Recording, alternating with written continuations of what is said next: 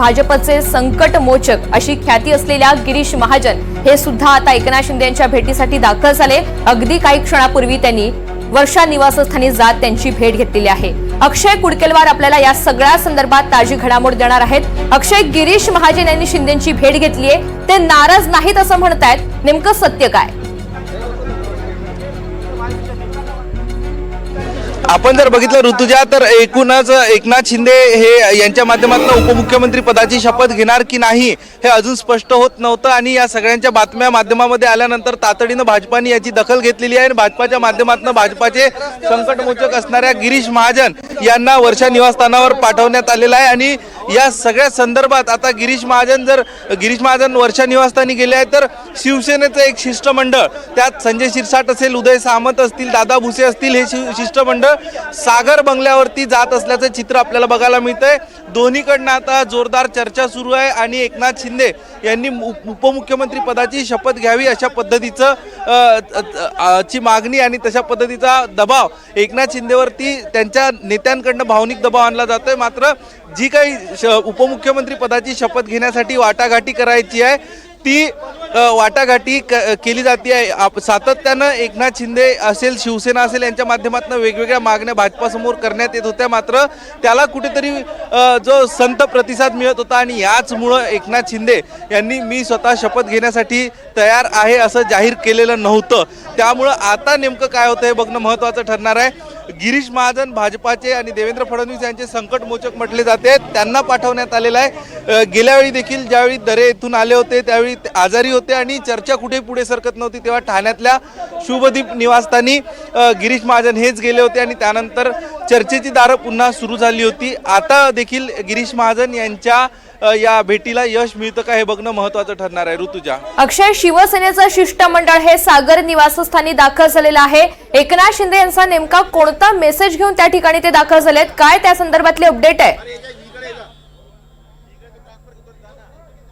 दोन महत्त्वाच्या गोष्टी आहे की नेमकं आता एकनाथ शिंदे यांच्या माध्यमातून जे शिष्टमंडळ पाठवण्यात येत आहे तर एकनाथ शिंदे यांना उपमुख्यमंत्री केल्यानंतर त्यांच्याकडे कुठली जबाबदारी याची माहिती मागितली जाणार आहे। आपण बघतोय दुसरीकडे आता गुलाबराव पाटील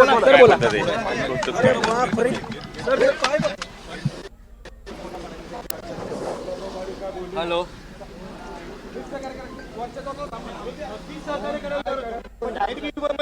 तर अक्षय, ज्या पद्धतीने आपण पाहतोय गुलाबराव पाटील सुद्धा या ठिकाणी दाखल झालेले आहेत। दुसरीकडे शिवसेनेचं शिष्टमंडळ हे सागर निवासस्थानी दाखल झालेलं आहे। देवेंद्र फडणवीस यांच्याशी चर्चा केली जाईल। पुन्हा एकदा अक्षय कुडकेलवार यांच्याकडे जाऊयात। अक्षय, काय ताजी घडामोड? गुलाबराव पाटील सुद्धा पोहोचल्याचं पाहिलं आपण।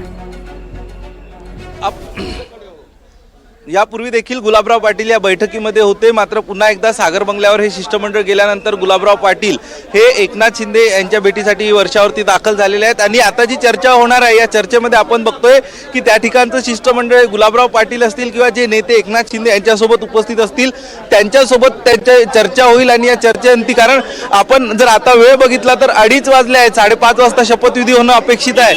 3 तास फक्त या शपथविधीसाठी राहिलेले आहे आणि अशातच आता ही चर्चा असेल किंवा हे कोंडी शिवसेना आणि भाजपामधली फुटतानाचं चित्र आपल्याला बघायला कोंडी फुटताना दिसत नाही आहे आणि ह्याचमुळं एक एकनाथ शिंदे यांच्या नेमक्या काय मागण्या असू शकतात असा प्रश्न काही वेळापूर्वी विचारला होता। तर त्यात एक की उपमुख्यमंत्री पद स्वीकारल्यानंतर प्रमुख 3 खात्यांपैकी एकनाथ शिंदे यांच्या वाट्याला काय येणार, यासोबतच जे इतर मंत्रिपद आहेत ते किती मंत्रिपद एकनाथ शिंदे यांना मिळणार आणि शपथविधी देखील कधी, या कुठल्याही चर्चा पुढे सरकत नव्हत्या। मात्र आता आपण बघतोय या सगळ्यात दबाव तंत्राचा वापर शिवसेनेकडनं करण्यात येतो का असा प्रश्न उपस्थित होतोय, कारण एकनाथ शिंदे सत्ता स्थापनेसाठी 3 तास राहिले आहेत तरी एकनाथ शिंदे यांच्या माध्यमातून अधिकृतरित्या जाहीर करण्यात आलेलं नाही।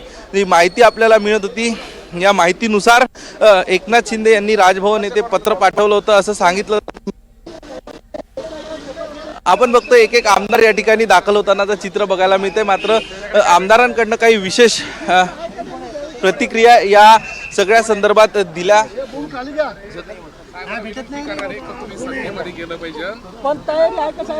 होईल 5 मिनिटात समजा तुम्हाला। धन्यवाद, धन्यवाद, धन्यवाद।